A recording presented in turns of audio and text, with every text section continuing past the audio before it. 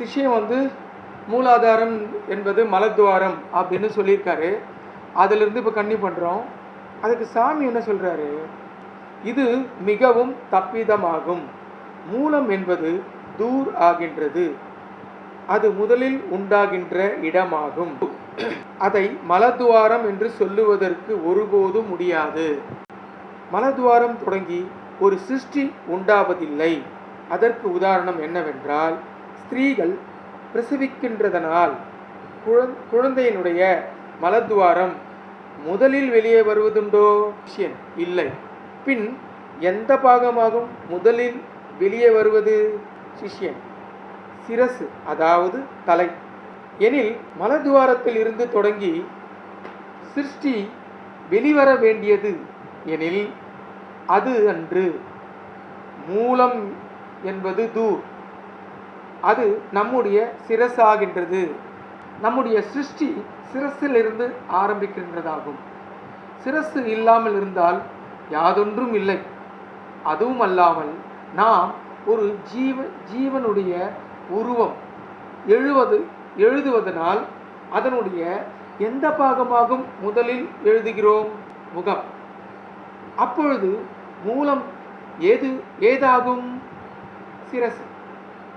அது மட்டுமின்றி மரம் முதலியவை எங்கே நிற்கின்றன? பூமியில். அந்த மரம் முதலியற்றனுடைய உற்பத்தி எதிலிருந்து? அதாவது அந்த மரம் முதல்ல எது உற்பத்தி ஆகுதுன்னு சாமி கேட்குறாரு. பூமியில். அந்த மரம் வித்திலிருந்து உற்பத்தி ஆகிறதுன்னு சிஷ்யன் சொல்றாரு. வித்தின் எந்த பாகத்திலிருந்து முளைக்கின்றது? வித்தினுடைய முகத்தில் இருந்து. வித்தினுடைய முகம் மேல் பாகமோ கீழ்பாகமோ? மேல் பாகத்தில். எனில் உலகத்தில் இருக்கிற சர்வ சராசரங்களினுடைய உற்பத்தி எந்த பக்கத்தில் இருந்து? மேல் பக்கத்தில் இருந்து. அப்படி உற்பத்தியாகி பூமியில் இருக்கின்றதாகிய தாவரங்கள் ஆகாரத்தையும் தண்ணீரையும் எந்த பாகத்தினால் எடுக்கின்றன? தூரினால், அதாவது உற்பத்தி ஸ்தானத்தால். தாவரத்தினுடைய கிளைகளுக்கோ அதன் குச்சிகளுக்கோ அக்ரம், அதாவது மூளைக்கோ தண்ணீரோ உரமோ அதாவது எருவோ இட்டால் பிரோசனப்படுகின்றதா? இல்லை. அப்போ இது என்ன சொல்றாரு பார்த்தீங்களா? இந்நாள் வரைக்கும் நம்ம மரத்துக்கு மரம் செடிகளுக்கெல்லாம் உரம் போடுறோம். எங்கே போடுறோம்? பூமியில் தானே நம்ம போட்டுக்கிட்டு இருக்கோம். இதனால் அந்த செடிக்கு யாதொரு நன்மையும் இல்லைன்னு சாமி சொல்கிறார். எதனால் அப்படி சொல்கிறார் அப்படின்னா, விவசாயிகளை கவனிச்சிங்கன்னா தெரியும். பயிருக்கு உரம் போடும்போது மேலே தான் தெரிச்சு விடுவாங்க. அதிலிருந்து ஒன்று சில தான் பூமியில் போய் படும். முக்கால்வாசி உரமும் அந்த மருந்து அளிக்கிறதும் செடிங்களுக்கு தான் அடிக்கிறாங்க. அதுக்கு 2 காரணம் இருக்குது. உரம்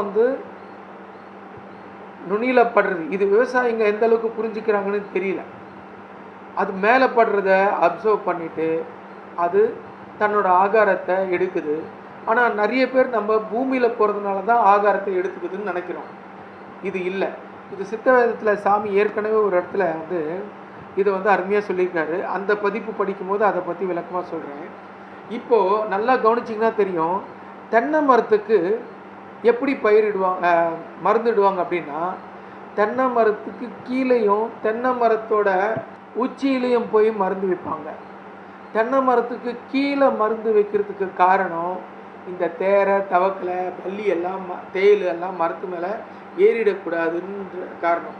இது மரத்தினோட தென்னை மரத்துக்கு மேலே போய் பாலைக்கு அடியில் கொஞ்சம் கீறி அங்கே தான் உப்பு மற்ற சமாச்சாரங்களெல்லாம் சேர்த்து வைப்பாங்க. அந்த செடிகளோட நுனிகள், கிளை பகுதிகள் தான் ஆகாரத்தை எடுக்குதுன்னு நம்ம ஸ்கூல்லேயே படிச்சிருக்கோம். தண்ணீரை எங்கிருந்து எடுத்துக்குதுன்னா காற்றிலிருந்து எடுத்துக்குது.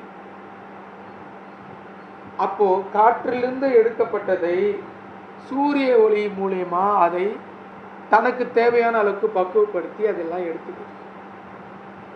அப்போது இந்த விஷயத்தை ஏன் சொல்கிறேன்னா, யோகியானவர் ஒரு நல்ல உச்சக்கட்ட நிலைக்கு வந்ததுக்கப்புறம் அவர் ஆகாரத்தை எடுத்துக்க வேண்டாம். காற்றிலிருந்து தனக்கு தேவையான ஆகாரத்தை தானே தன் உடம்பு எடுத்துக்கும். அதனால் அவங்க பசி இல்லாமல் வாழறாங்க.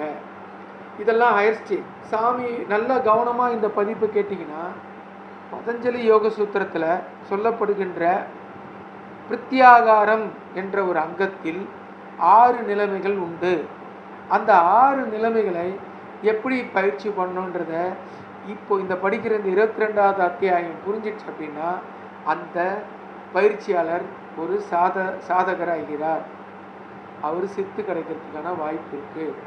ஆனால் அந்த நோக்கத்தில் சாமி இதை சொல்லலை. சாதாரணமாக ஒரு வாழ்வாதாரத்தில் நம்ம புரிஞ்சிக்கிறது புரியாதது என்ன?